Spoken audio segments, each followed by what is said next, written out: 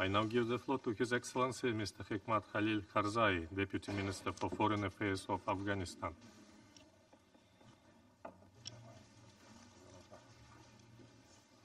Bismillahir Rahmanir Rahim. Mr. President, it is a great privilege to address the Security Council. I would like to begin by first thanking you and the government of Kazakhstan for bringing us together for this important meeting on Afghanistan and Central Asia. We consider today's meeting to be an important initiative on an issue of strategic relevance for peace and stability in Afghanistan and the wider region.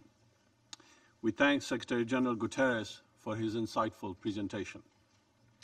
I'm pleased to recognize the presence of the Ministers of Foreign Affairs of our Central Asian neighboring states and other partner countries. The high-level representation in this meeting signifies a personal commitment to the imperative of securing lasting peace and stability in my country, for which we are deeply grateful. Distinguished members of the Council, today's meeting comes just days after the Security Council's visit to Afghanistan. The visit was an opportunity to discuss broadly a number of important issues ranging from security, development, and regional cooperation to governance, human rights, and democratization. We are confident the outcome of the visit will factor positively in strengthening international community's engagement, cooperation, and consensus on Afghanistan. One issue that was highlighted in the visit concerns the topic on which we are meeting today, that Afghanistan's stability and development should not be seen in isolation from security and stability in the countries in our periphery and beyond. In this regard, the imperative of deepened cooperation between Afghanistan and Central Asian states on common challenges and promoting our shared prosperity has gained new impetus. Afghanistan has always recognized the importance of our relations with all regional countries, especially those of Central Asia. Those bonds have endured on the basis of mutual respect for each other's territorial integrity, shared interest, and common affinities of culture and history. Despite these positive attributes, we had, during the past years, missed opportunities to elevate the scope of our cooperation for common security, development, and prosperity. Having said that, the past year has seen new dynamism take shape in our cooperation with Central Asian countries. This is based on the firm commitment of the government of Afghanistan to increase collaboration across multiple fields and sectors, such as regional connectivity, energy, trade and transit, security cooperation, agriculture, as well as cultural and educational spheres. This new dynamic is manifested in a series of high-level visits to Central Asian region in 2017 by the leadership of the Afghan government. Last July, President Ghani visited Ashgabat and met with the Turkmen President Qurbanquli Berdi Mohammadov. In August, Chief Executive Dr. Abdullah visited Astana and met the Kazakh Prime Minister. And just last month, President Ghani paid a visit to Tashkent, where he had a wide-ranging discussion with his Uzbek counterpart, President Shavkat Mirziyoyev, and signed over 20 different MOUs. These visits have helped set in motion a new era of engagement, interaction, and cooperation on common agenda of our security, economic development, and integration, as well as strengthening people-to-people ties. Mr. President, we all know that prosperity is not possible in the absence of security, a fundamental requirement in any society. Terrorism and violent extremism lie at the forefront of interlinked challenges threatening Afghanistan's security and stability and that of the region. Our fight against terrorism is being conducted on behalf of the region and the world at large. In this struggle, we are making enormous sacrifices in terms of human lives, ordinary civilians, and our security forces alike. Despite all challenges, our forces have made progress in pressing violent militants and terrorists, including the Taliban, the Haqqani Network, Al-Qaeda, Daesh, and the Islamic movement of Uzbekistan, amongst others. In the past 10 months alone, our security forces have carried out more than 2,000 security operations nationwide.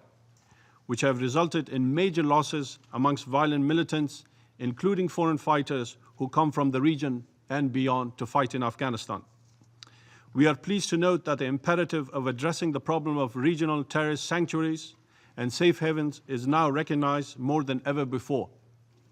The issue was loudly communicated by a broad spectrum of Afghan society during the Council visits to Afghanistan last week.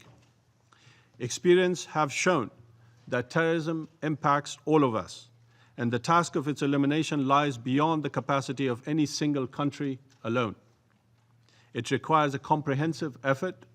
In the context of our joint endeavors, we must prevent the radicalization of our youth and identify and prevent the problem of cross-border terrorism, criminal activities, and other illegalities.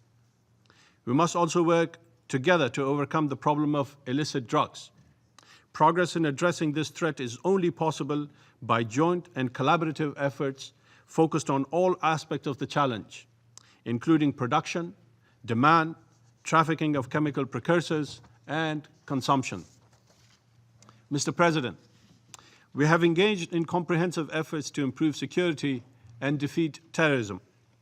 Outside the scope of military efforts, we are working to ensure success in our peace efforts with elements of the armed opposition. On February 28, we will convene the second meeting of the Kabul process, where we will present our way forward for peace and combating terrorism to the international community. We count on full support and endorsement of all partners to the process, including the Central Asian states. The Kabul process gathering will precede the Tashkent Conference on Afghanistan in late March, which we will jointly co-host with the government of Uzbekistan.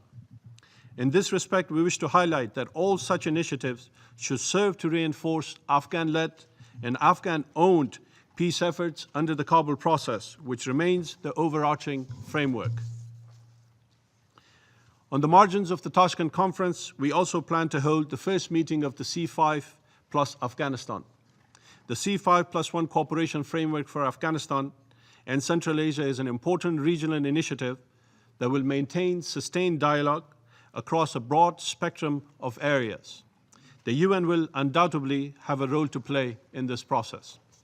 Mr. President, today's meeting also affirms that the dangerous nexus facing Afghanistan and the region must be and can be addressed if existing efforts are integrated and woven together across peace, security, and development pillars. This imperative lies at the core of the Heart of Asia Istanbul process, an Afghan-led initiative which most Central Asian countries are part of. This will remain a key focus as we work to increase our cooperation with Central Asian countries through different platforms, including the Shanghai Cooperation Organization, also known by the acronym of SCO, in which we hope to gain full membership and full membership status soon. We also see additional space for cooperation with the UN Center for Preventive Diplomacy in multiple areas. In this context, we welcome the outcome of the ministerial meeting of security and development, which was convened in November by the government of Uzbekistan, the UN Office on Drugs and Crime, and UN RCCA. Efforts under these formats will help us overcome issues of common concern. In this connection, we are of the view that any regional approach should harmonize and help consolidate existing international efforts for security and stability in Afghanistan. Mr. President, another central theme in our discussion today concerns crucial way in which development agenda helps propel security. This is a key principle guiding international efforts to stabilize conflict situations worldwide. Afghanistan is clearly no exception. Over the past 3 years, the Afghan government has worked tirelessly to advance economic cooperation to a new horizon. We have done so through the Regional Economic Cooperation Conference, also known as RECA, which has seen unprecedented progress since its inception in 2005. The past year has seen many notable achievements, but none as striking as the gains made in the area of regional economic cooperation. What we envisioned a few years back is now surely taking shape and becoming a reality. Projects such as the Lapis Lazuli Corridor, 5 nations railway connecting China, Kyrgyz Republic, Tajikistan, Afghanistan, and Iran will have a profound impact on increasing connectivity and boosting movements of goods, ideas, and people. 2007 also saw headway in the implementation of other mega projects, such as CASA 1000, TAPI, electricity and natural gas initiatives. Moreover, the Chabahar port is now operational, increasing the flow and trade of goods. Over the course of the year, we will work to further progress on these initiatives, the benefits of which are far-reaching and not only helps boost trade in transit, but also facilitates the exchange of new and innovative ideas for our common prosperity in line with those Sustainable Development Goals. Mr. President, in conclusion, our gathering here today symbolizes a unique opportunity that lies before us, an opportunity to shift the dynamic and transform the nexus of regional threats such as terrorism, instability, and other criminal activities to a nexus of peace, security, and economic growth and development for our prosperity.